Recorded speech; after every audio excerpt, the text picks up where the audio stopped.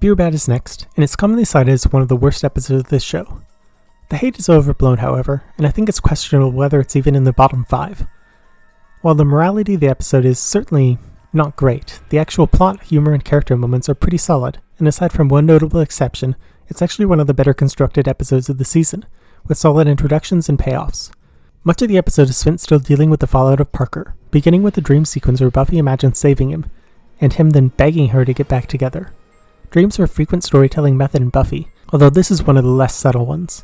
Still, it immediately puts us into Buffy's state of mind, and shows that even though her rational brain knows that it's over, and they are completely incompatible, the subject of the episode, the id, tells her that things can change.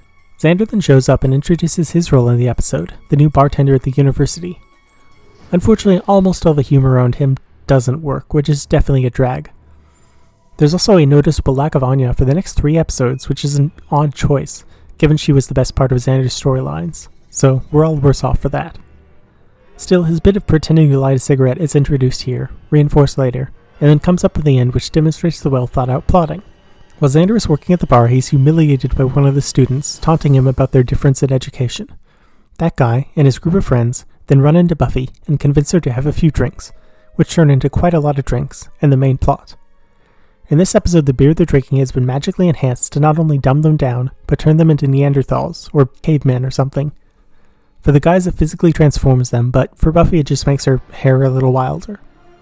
While the message here, beer bad, is certainly unmalicious, there is an element of truth to it, in that it's not that the beer is evil, but it removes inhibitions, bringing out baser desires.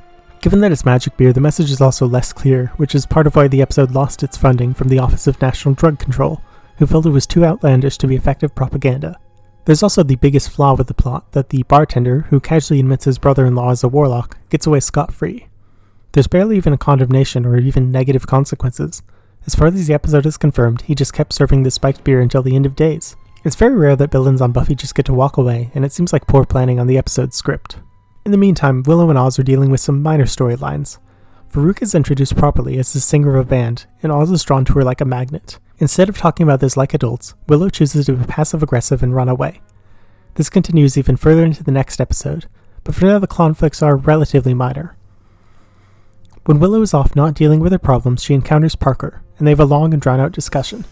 This is a good example of Willow's character understanding how manipulative Parker is, but playing along just to humiliate him. Willow can be spiteful and rude, but in the name of protecting her friends. Parker is still an asshole here, but he gets hit on the head a few times, so at least there's some comeuppance. A lot of the comedy in this episode is slapstick, and mostly it works. Buffy smacking people, spitting on a chair, and stealing a random sandwich worked with the episode, and allows Geller to show her more comedic chops without resorting to quips. Another negative on the episode is Giles coming in and lambasting Xander for serving Buffy beer. They're all almost at drinking age anyway, and Xander says Giles can't really throw stones given the demon cult he belonged to when he was younger. Still, it did turn out the beer was cursed, so maybe it was time for a classic telling off. The conclusion of the episode works well, with the caveman accidentally starting a fire and cavewoman Buffy running off to help, showing that saving people is her primary drive, even when most of her personality is gone. This also is the great bit of her throwing a fire extinguisher into the fire. Then when Buffy's dreams come true, and Parker finally apologizes to her, she is able to dig deeper into her instincts and just smack him. Now, technically that's assault, and in view of a number of emergency personnel, but maybe it's like Ken McElroy, where everyone was there, but somehow no one saw a thing. Overall, the episode is definitely in the lower tier of Buffy, but it's not as bad as it's made out to be. The strengths of the episode are definitely its comedy, but it also develops characters more than an average monster of the week, and has some smarter moments. I hope you've enjoyed this video. Thank you for watching, and be well.